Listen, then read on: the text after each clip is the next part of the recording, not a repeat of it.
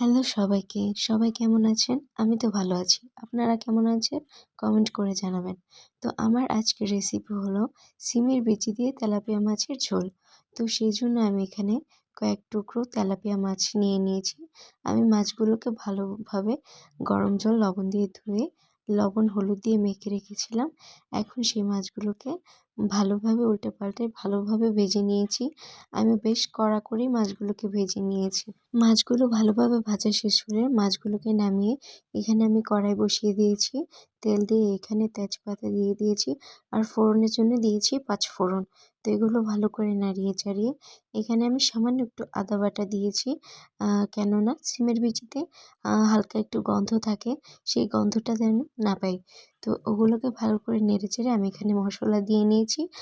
পরিমাণ মতো হলুদের গুঁড়া, পরিমাণ মতো মরিচের গুঁড়া, পরিমাণ মতো জিরের গুঁড়া আর লবণ।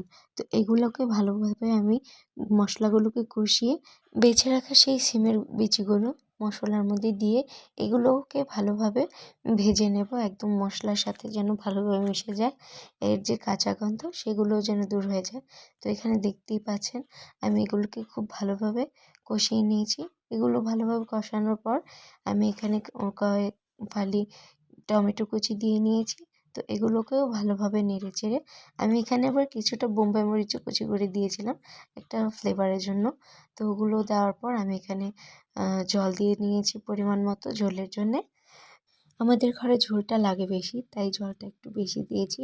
আপনারা আপনাদের পরিমাণ মতো দিয়ে নেবেন। তো এখানে দেখুন ঝোলটা বলক এসে গেছে ভালোভাবে। তো এখানে আমি ভেজে রাখি সেই মাছগুলো দিয়ে দিয়েছি। তো এখন সেগুলোকেও আমি হালকা একটু নাড়াচাড়া দিয়ে বেশ কিছুক্ষণের জন্য ঢেকে রেখে দেব, যেন মাছের মধ্যে ভালোভাবে সব কিছু মিশে যায়।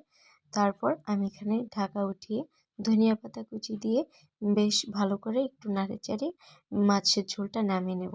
তো দেখতেই পাচ্ছেন আমার মাছের ঝোলটা দেখতে কতটা সুন্দর হয়েছে, খেতেও ততটা ভালো হয়েছে। ভিডিওটি ভালো লাগলে লাইক কমেন্ট করে পাশে থাকবেন।